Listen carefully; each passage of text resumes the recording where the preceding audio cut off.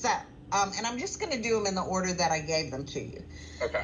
Okay, so can you provide an overview of your experiences in facilities management and capital projects within the context of athletics, especially at the senior level, leadership level? Yeah, so I've had a few different areas of involvement in capital projects, going back to senior level position CFO at University of Memphis, where I was the direct contact, or not the owner's rep, because at Memphis we actually hired a third party owner's rep to represent us with the contractors and the architects. But I was still heavily involved in the project and decision making and the budgeting and financing of those projects. Okay. Here at Clemson, I have an even bigger role in direct oversight and acting as the owner's representative, or sometimes even as the project manager on various capital projects. Okay. All right. How do you approach the strategic planning and execution of capital projects to enhance athletic facilities and support the overall goals of the athletic department? A few different ways. We do a lot of feasibility studies. So we do a lot of reviews of existing facilities that need renovation or brand new facilities in replacement of others. We utilize those feasibility studies to kind of craft our strategic plans, our 5-year plans. Some studies we end up just putting up on the shelf and letting them collect dust a little bit longer. Some of them that we have more intention of doing, we'll actually seat them somewhere in a 5-year plan.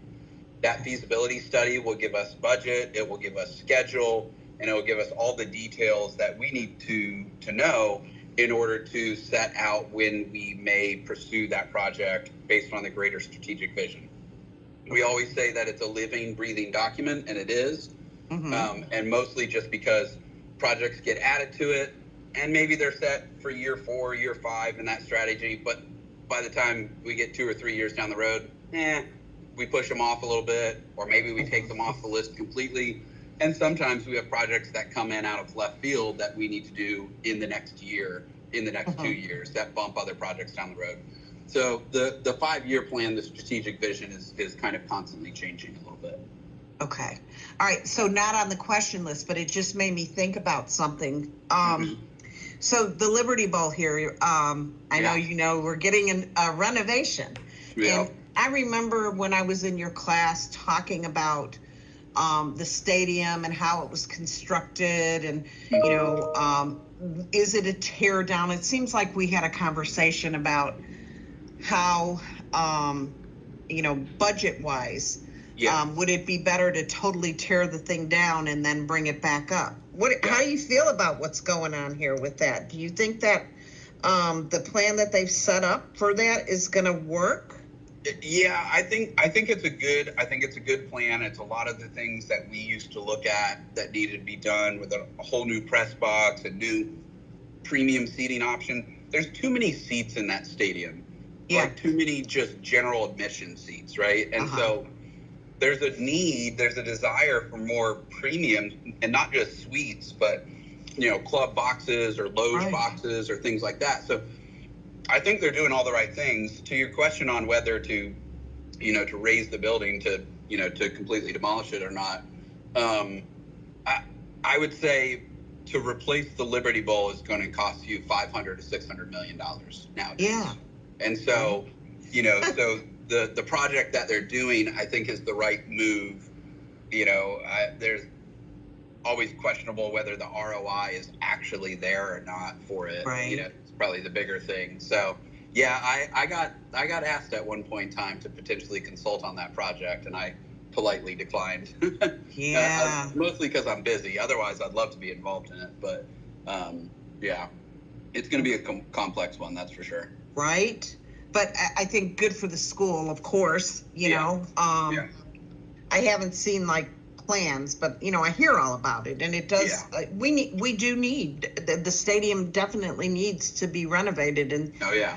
some way, and $500 to $600 million would be Yep. like impossible, right? Yep, exactly. I don't think anybody's going to throw that kind of money our way, right? Yeah, I don't know. I mean, Yeah. there's the opportunity for, you know, the state funding and things like that, you know, but not enough. Right. Yeah.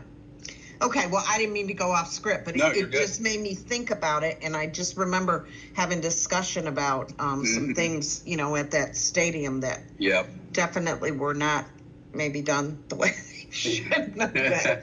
Well, right? just time moves on, and you know, back in the 70s, 80s, that was a great stadium, you know, but for how it's used and who uses it and everything else now, it's not really. Yeah. Yeah. Okay. All right. So next one. In your previous role, what methodologies have you employed to ensure that athletic facilities comply with safety and regulatory standards? Well, quite a few things. I mean, obviously we have code that we have to follow, and that code across the board, I'm saying as a blanket statement, but you know, code can apply to healthcare codes, ADA codes, you know, construction codes. There's standards that each university develops, or even state standards that are there. You know, we're very diligent in utilizing our architects and our engineers and their expertise, but also providing the opportunity and the input from our, you know, state engineers, or from our code officials, our fire marshals, any of those folks, to review the safety aspects as well. I think we always try to keep safety on the forefront, and I think, you know, we look at it a few different angles, from whether that be public safety from fan standpoint, or whether that be occupant safety from the actual coaches or staff or student athletes that, you know, that live in those facilities. Okay. All right. So can you share an example of a successful capital project you led in the past, highlighting the challenges you face and how you overcome those challenges? Well, I'll say this. Every project has challenges. You know, success can be determined by a lot of different groups or definitions. I think, you know, for me, a project that's on time and on budget, you know, is what I would deem a successful project. You know, I think probably the best example I can give of one is, you know, I just finished up a $37 million women's sport expansion at Clemson, which includes a new lacrosse operations building, a brand new lacrosse stadium, a gymnastics training and operations building, and an athlete recovery center, all in one site. It was a massive project. We kind of railroaded it through, had lots of challenges along the way. You know, from a financial aspect, how I, you know, helped reduce or manage those challenges, you know, was having contingency and having dollars set aside, you know, to cover issues that come up, because they always do. Right. And then, you know, from a timing standpoint, we were just very flexible. You know, we moved our gymnastics team into the facility under reduced hours and under, you know, limitations of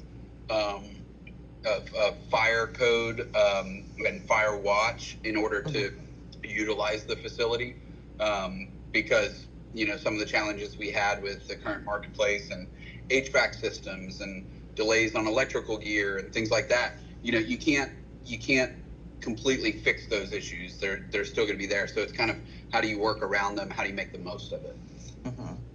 Can I ask you again? Now I'm thinking of another question, because you know, I can think of a million questions, but in terms of contingency, all right, so when you're doing your budget, are you doing, like, do you base those funds that you're kind of putting aside for contingency, is it like on a percentage basis of the entire project? Yep, it is. We start with 10%. I actually had this question from someone else today too.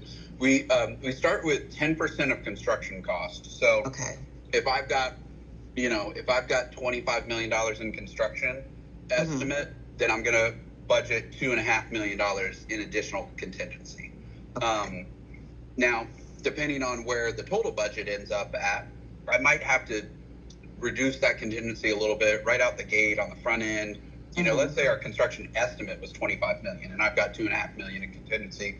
I've got architect fees, I've got campus planning fees, I've got all these other expenses, permits, etc., insurance on it, and I might get to the point where then the contractor really truly prices the project and gives us a GMP, right, a gross maximum price, and that comes in at $26 million. Well, right out the gate, that's $1 million of my contingency that I need to put forward into the project, and so now I've got 1.5 left to deal with for any remaining issues that we run into. And that's, giving yourself adequate contingency is really important on the front end in order to cover issues, even at the beginning of a project, but all the way through a project, for sure. Okay. All right. 10%. I wonder if that's just because I'm just thinking about, when I used to be in a kitchen, and I would always, kind of like that was what the figure that I used. Yeah. 10%. So maybe that's like is it pretty standard? Pretty standard? Yeah, okay. It's pretty standard. They say that contingency should be somewhere between 10 to 15%, depending on the complexity of the project or otherwise. I always start with 10, and I do that here mostly because when we do a study and get an estimate of construction, we've gone very detailed on that. We're very detailed on our studies, and we're very detailed in getting our estimates done. So there's a high level of confidence of the accuracy of those numbers and the accuracy of the design. The thing that can really, really rock you on a project is if you do a study and you move forward with the project, and then you move forward with the actual design of the project, the architect might need 9 to 12 months. Well, if you have a lot of scope changes, if you haven't thought through this or thought through that or met with these coaches or talked about this, that's where you run a lot of risk. And so, I feel like here, at least at Clemson, we do our due diligence and we've ran down a lot of scenarios already. So what we're putting forward from the study as an actual project is pretty damn close to what we're actually going to build. Okay. Makes sense. Yep. Yeah. Okay. All right. In terms of sustainability and energy efficiency, play in your approach to managing, I said that. What role do sustainability and energy efficiency play in your approach to managing and maintaining athletics facilities? Not enough. I'll say that. I love that answer. Right. I think, I'm a big proponent of sustainable facilities. And we're going to meet, the university has minimums, has standards that we need to meet. That we need to get 2 green globes on a project. That's kind of the equivalent to a silver LEED status. And there's going to be sustainable design methods and things that you have to do in order to get those green globes. So there's a minimum that we're getting to, but there's a lot of things that we're not doing enough of. We're not doing, enough renewable energy. We're not doing enough solar panels. But then we're smart about it, or we try to, make strong attempts at, using chilled water systems, for better energy production and reducing our carbon footprint. We're including recycling bins and recycling areas in our facilities, whether open to the public or even just closed operations facilities. So we're doing some things, LED lighting, monitoring of HVAC and electrical lighting systems. We're doing that for sure. So we can be more efficient. Occupancy sensors throughout, LED lights, of course. So we're doing a lot of the right things, but there are bigger things that we could and should be doing, in my opinion. They're just not real cost effective, are they? Yeah, and also it's just, sometimes it requires to raise the bar on your minimum standard, or otherwise you're just going to do the minimum. And so that's where I feel like our campus needs to be more sustainability focused and needs to set a higher bar, or otherwise every facility is just going to come in and do at least the minimum. The minimum, but they're not going to do they're never going to do the maximum, Huh. So. Okay. All right. How do you collaborate with other departments, such as the coaching staff, administration, and external stakeholders to align facility management strategies with the overall athletic department objectives? A lot of ways. We are very good at involving our coaches and even our student athletes in our feasibility studies. We certainly involve them in the front end of design. I kind of peel them off once we get a little bit deeper in design, because one, it just gets a lot more into how the sausage is made, but two, if you give them too long of a seat at the table, they come up with too many new ideas. So I feel like we involve them the right amount. Same thing with administrators. I'm doing a 55,000 square foot 3-story performance and wellness center right now. And, there's some coaches that we've polled or that we've involved at certain points to get their input. But for the most part, I'm working with our director of strength and conditioning, our director of nutrition, our director of sports medicine. And then I'm working with our executive senior associate, and SWA for sport administration and her input on the facility. I'm working with our senior associate AD of student services and her input on the building. And so I'm involving different people than I would for building a soccer building, and I'm involving them in the process. And then throughout the year, there's, various requests or various ideas that come up. They make them on the board, or they don't make them on the board, or we pursue them further, or we don't pursue them further, or we include them in an annual budget, or we include them in capital budget planning. It really just depends. It's kind of always a very fluid process like that. Okay. All right. In what ways do you stay informed about emerging trends and best practices in athletic facilities management and incorporate them into your strategic planning? A few ways. Probably first and foremost, professional development through NACDA, the National Association Collegiate Directors of America, whatever the acronym stands for. Under NACDA, I'm a member of CABMA, which is Business Manager Association, and I'm a member of CEFMA, which is Facility Management Association. Get a lot of good news updates from there. Certainly things that come across through front office sports or from D1 Ticker, get a lot of stories, people unveiling buildings. And then a lot of it comes from architects and from contractors, and just conversations with them, or sales material they push, or announcements that they make that say, hey, we just got awarded this project that we're doing at Pitt. And it's kind of like, oh, that's interesting. That's that's an interesting project. I wonder, more about this or more about that. And I might talk to the architect, or I might reach out to my counterpart at Pitt and say, hey, what are you guys doing? What are you doing about this? What are you doing about that? So there's a lot of information sharing, between,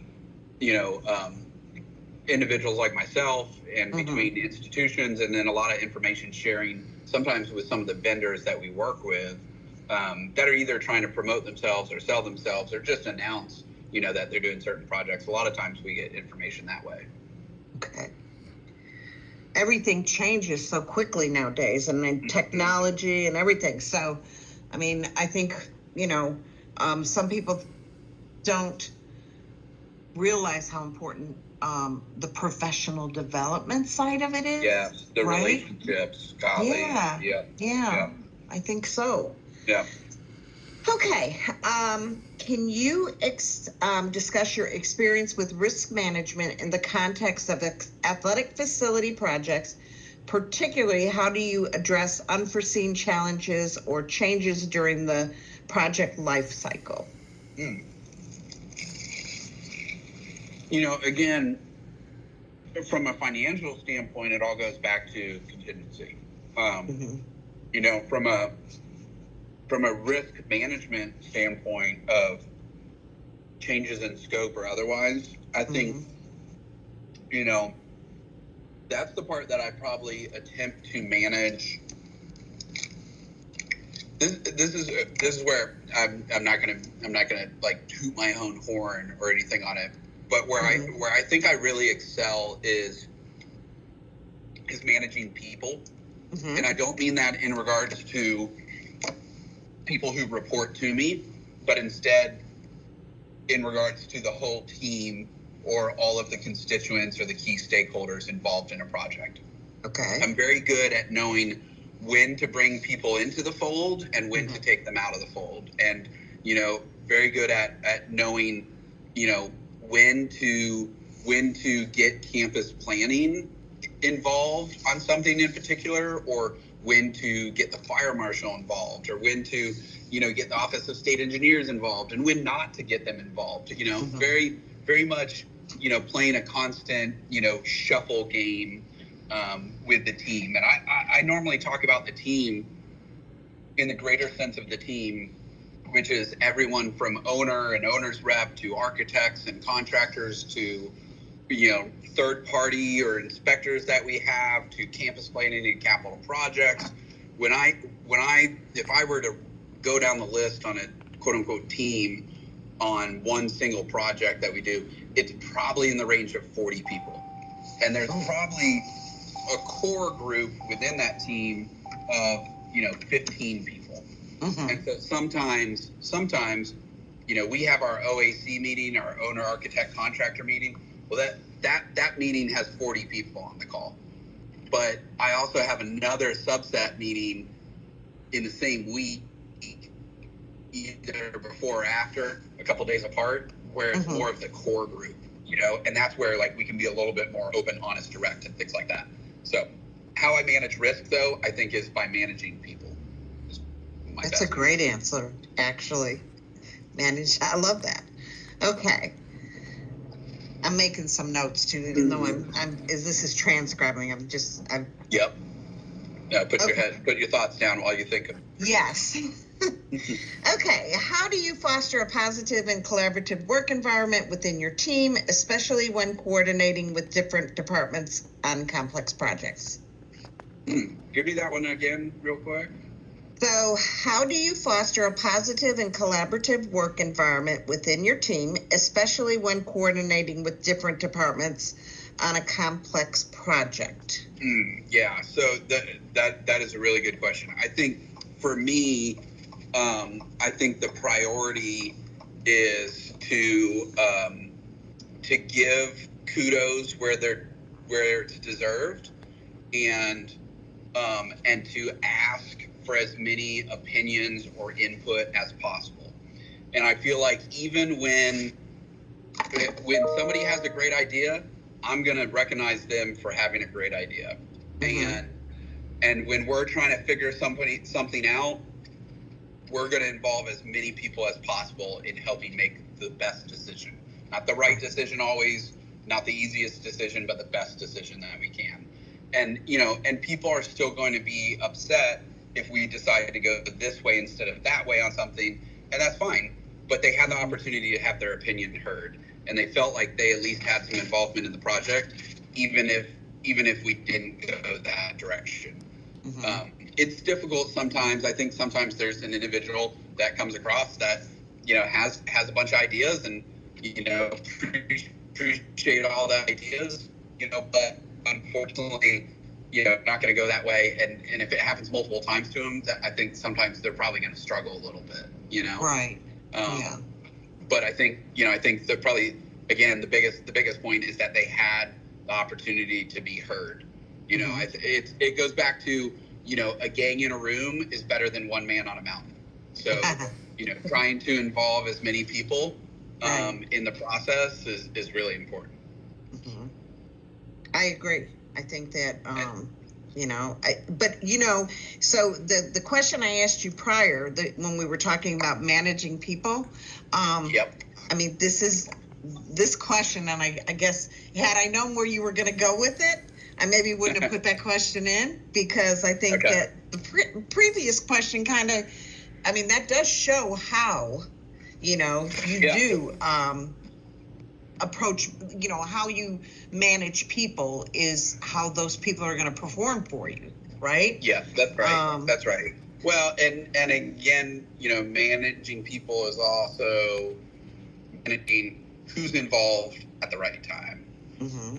There's no point in, you know, involving, you know, nutrition when we need to be focused on getting some decisions made on strength, or we have a risk here in strength costs going over budget, you know. So I'm not going to have nutrition involved, or Right. or if there's a sensitive matter, you know, with, you know, fire lane and turnaround, it's kind of like, wait a second, we can solve this ourselves before going back to the state engineer. So let's solve it ourselves and then tell them what we're doing. That way we don't have to get them involved in the process and send us sideways down another road, you know?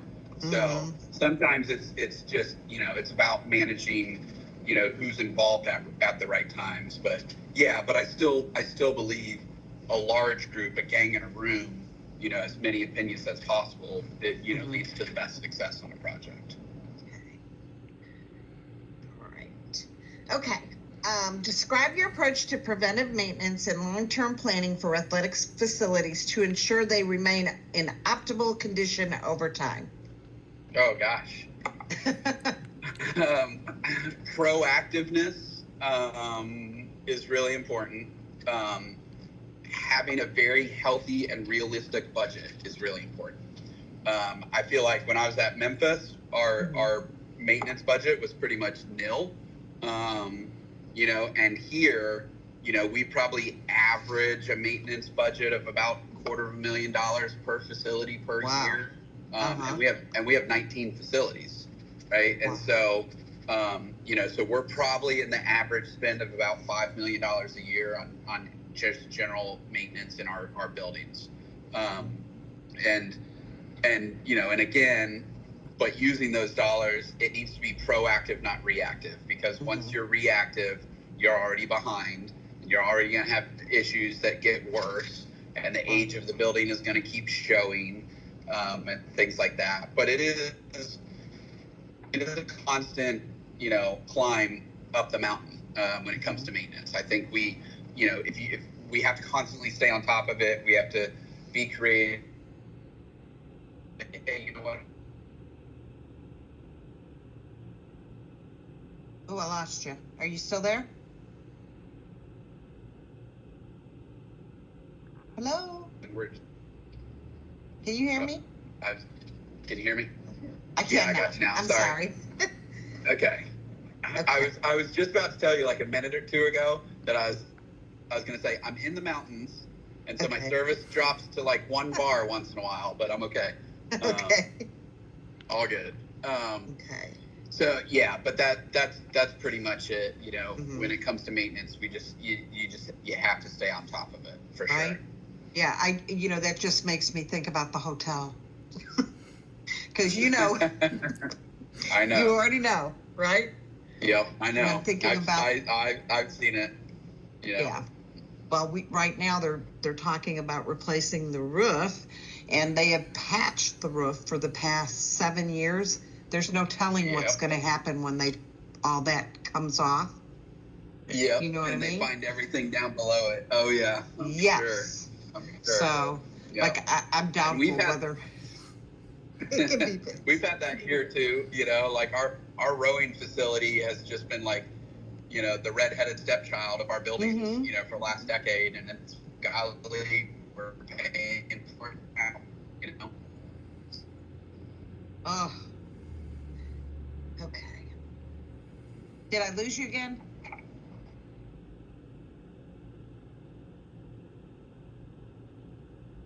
Hello? I lost you. Yeah, we're back. Okay. Can you hear me?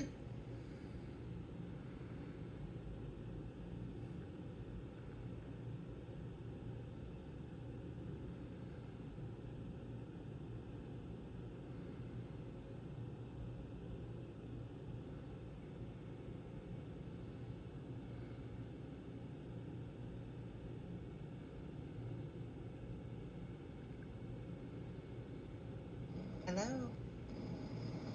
Are you back? Okay, there we go. Okay. I switched. Yeah, I switched it over to the Wi-Fi on my car, so Okay. that should be better. We're almost Okay, done. I sorry. only got 4 more, so. No, you're good. Okay, You're so. good. I'm almost out of the mountains. Okay. All right. How do you handle competing priorities and urgent situations, especially when they arise during critical phases of a capital project?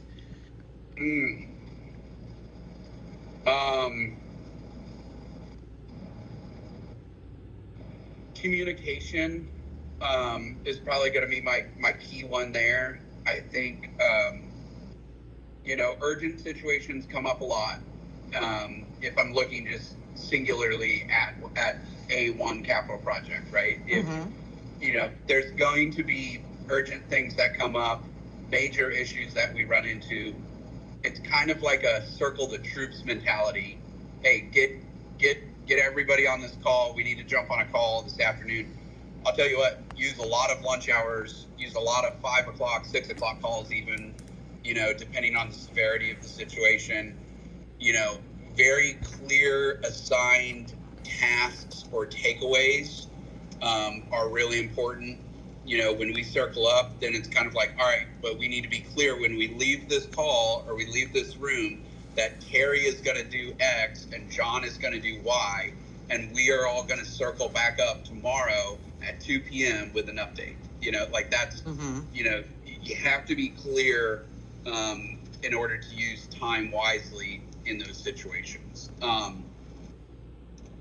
Competing priorities, that's probably more along the lines of taking a step back and looking at strategic plan and multiple capital projects and what are your strategic priorities or otherwise. Some of it can be political, some of it can be, legal requirements or otherwise, that dictate those competing priorities and which way you lean or not. I mean, I've had a project on the board since I've gotten here that we had all intentions of doing, but it just kept sliding down the list for that reason or another. And so, it's important to me and it's important to a few other people, but it might not be the most important to, our athletic director, right? And so, it's a little bit of negotiating and petitioning, to ensure that certain priorities rise to the top. All right. How do you approach communication and transparency with key stakeholders, including administrators, donors, and the broader campus community during planning and execution of these projects? A lot of ways. I'll start from the top of the list. So administratively, provide regular updates in weekly senior staff meetings or other relevant meetings. Provide them quarterly updates on capital projects to either University Board of Trustees or our IPTE Board of Trustees. Provide, regular updates to other various constituents or key stakeholders as they become necessary. I'm thinking of like one I have next week, which is kind of like these IPTE leads or something like that. It's a bunch of donor group that help, that they're not employees of us. They're right. Just a group of donors that kind of go out and in the market or in the community and, kind of talk about what's going on at Clemson and churn up more donors and things like that. I meet with them when that one comes around. IPTE will reach out to me and be like, hey, can you give an update on capital projects? And yeah, sure, happy to. So I keep a regular deck, probably is the best way to say it, that I update about quarterly presentation of just projects that we recently finished, projects that are underway, or projects that we're going to do. Projects that we are going to do just depends on the audience, whether it's been vetted or whether it's been approved or whether it's been publicly announced yet or not, is dependent on the audience, on some of those future projects. And then I meet with Student Athlete Advisory Committee probably twice a year, update them. So that's a pretty good bulk of stakeholders. I think, publicly, we do a lot of social media. I was just flying my drone a couple hours ago to get some new shots of the Performance and Wellness Center.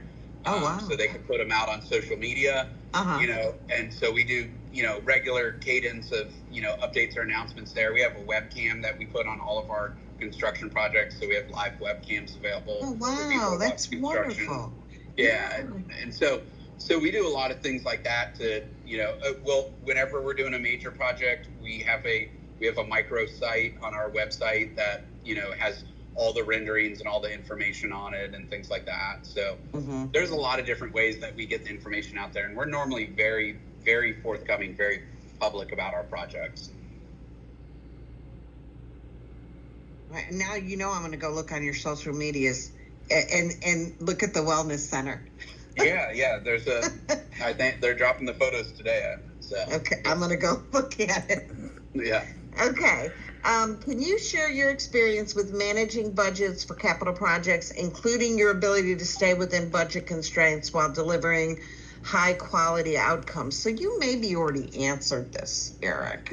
Maybe. I'll say this though about it, just so you have some more detail. Is okay. Is I take an all-in approach coming out of a study. So we're gonna get a study done. We're gonna get a construction estimate from it. From that construction estimate, I'm going to then estimate architect fees off of a very conservative percentage based. I'm going to estimate all of our other campus planning capital project fees and things like that. I'm going to estimate our FF&E, right? You remember that one from class, furniture, fixtures, and equipment. I'm going to estimate that 10 to 15%, and I'm probably going to deep dive on it even for any specialty equipment, like we're doing Jervy Gym as part of Performance and Wellness. So there's bleachers and flooring and lighting, sports lights and video board and scoreboard systems. I'm going to do a little bit more deep dive on that than just a percentage base. And then, I'm going to give it a really good contingency number. And I'm going to wrap all of that together into, okay, maybe that came out to 48 million. Great. I'm going to call it 50. Yes. Right. I'm going to give us cover. If we don't have to spend that 2 million, we'll never spend that 2 million, but I'm going to call it 50, and I'm going to put that budget out there for state approval at $50 million. So that way, when we get into the project, we've got buffer, we've got cover, we've got pockets, we've done detailed dive on big items that we think could swing this way or that way. And then the last trick up my sleeve is really truly FF&E. On a $50 million project, that my FF&E could be anywhere from $5 to $9 million. And so, well, what am I going to do there? I'm going to peel that off right after the project gets approved at $50 million. The first thing I do is I open a companion budget for FF&E. And then I spend all of the FF&E out of that separate budget, because then I'm not going to get hit with additional contractor fees, additional architect fees, campus planning or capital project fees. I'm going to save 15% right off the top of FF&E by managing it myself. And I'm going to place those furniture orders. I'm going to order that video board directly. I'm not going to pay a contractor to do all that work for me and pay a bunch of fees for it. And so what ends up happening is, again, let's say it's a $50 million project. I pulled $5 million right out the gate over to the side here. I might spend $4 million instead of $5, and I'm spending $45 over on the project. So I came in $49 million instead of $50, and that's how I stay on budget. It's funny, campus planning brought in some this group to not audit them, but just kind of like review their procedures and stuff. And the first thing, they sat down with a bunch of user groups and stuff, and so they sat down with athletics, and the first thing they asked me, they said, we're looking at all these projects and the historical and the data, and we see that all the athletic projects come in under budget. How do you guys do that? I said, I'll tell you how we do that. We manage it. We manage it. We don't just, sign a contract and let the contractor charge us everything in the world. We're gonna manage it, Right. So, yeah, but anyways. All right. Last question, but maybe not, because I think I've got another question after this last question. Okay, how do you incorporate technological advancements and innovations in facility management into your strategies, and how do you have them positively impact your previous roles? Or how have they positively impacted previous roles? I'm sorry. Yeah, technology in regards to construction management, I would say specifically like project management software. Mm-hmm. That's the number one right there. Right. And there's a bunch of them out there. Some are good, some are not. But what's important with them is that there's a good amount of shared information readily available. I have it on my phone, it's on my iPad, I can go to it on my laptop. Like, I can go to Procore at any point, wherever I am. I can pull up the project, I can pull up drawings, I can pull up communications, I can pull up meeting notes that happened, I can pull up site photos that the contractor took, I can pull up RFIs or submittals that the architect put through. I can pull up everything in one place. It's all centralized, and it's not some like Box folder, or Google Drive or something like that. It's everything associated with the project all in one place, budget and finance, everything. So we are dead set on that. We write that into our contracts that contractors must use. We actually specify that they use Procore now because it's the best one out there. So that's one. And then another one that really comes to mind is 3D modeling, virtual reality, and 360 photos.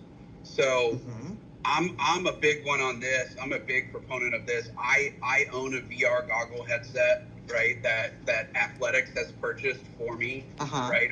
Well, I bought it for myself through Athletics. But what I'll do is I'll have the architects during design send me the 3D model of the facility. I'll upload it into my VR headset, and then I'll walk through the building.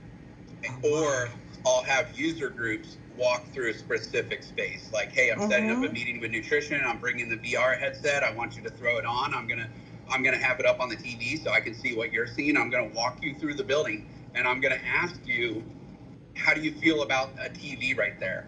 How do you feel about this door opening that way? How do you feel about the view from this office looking out into the nutrition space? How do you feel about the circulation path that the student athlete takes to get from here to there?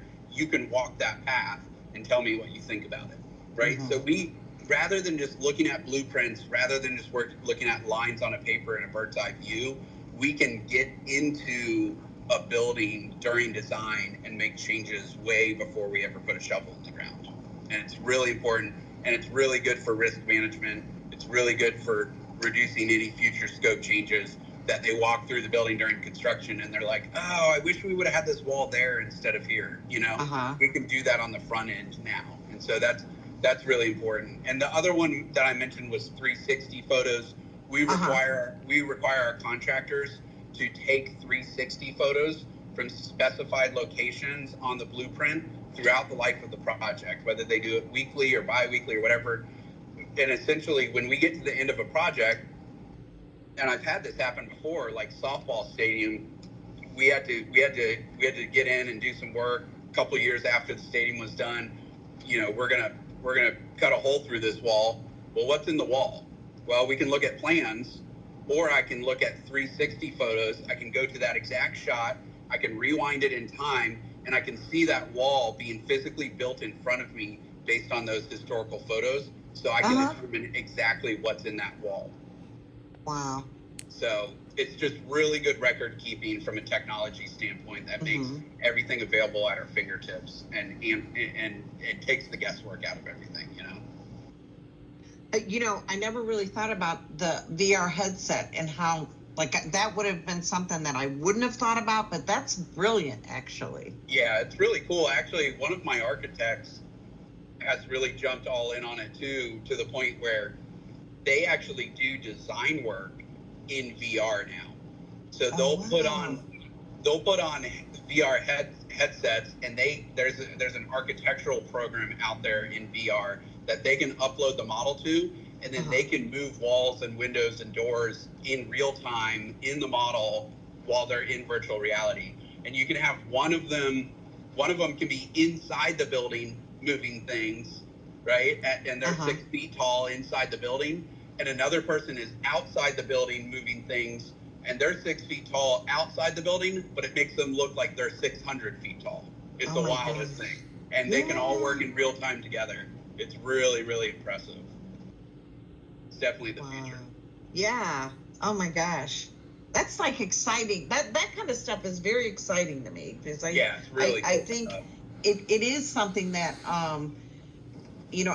like if I just think at it from a personal standpoint, if I was going to have a house built, and those kind of things would be helpful in that. I mean, if you can actually see it before it's actually done, you're going to have a more satisfied customer, right?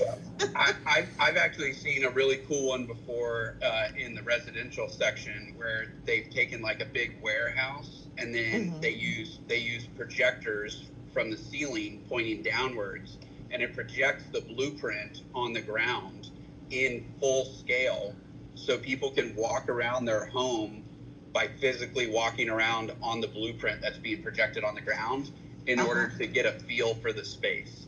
And then they'll put out some actual physical objects, like they'll put a couch out, or they'll put some random furniture out.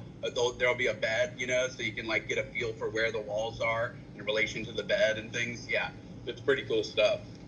Wow. Technology, right? Yep. Always fun. Okay, so that was the last question, but I have one more question for you, Sure. Unrelated to this, but I think it's important. So it's let's say you're talking to yourself at maybe 20 years old. Okay. Yep. What kind of advice, would you give someone in regards to what they need to do to get to where you're at right now? Ooh.